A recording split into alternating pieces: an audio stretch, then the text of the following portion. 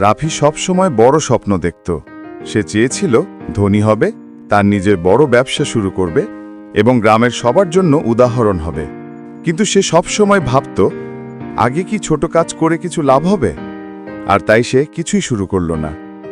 একদিন তার বন্ধুর ছোট দোকানে চাকরি করার সুযোগ এলো।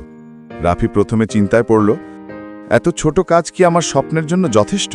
কিন্তু সে সিদ্ধান্ত নিল, চেষ্টা করা ভালো। প্রথম দিন খুব ছোট উপার্জন পেল, মুখে হাসি, কিন্তু মনে হতো কিছু হয়নি। তবে রাফি হার মানল না।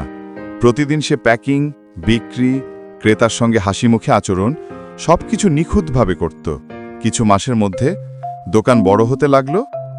রাফি দেখল, ছোট ছোট কাজ, ধৈর্য এবং নিয়মিত প্রচেষ্টা আসলেই বড় সাফল্যের পথ তৈরি করে।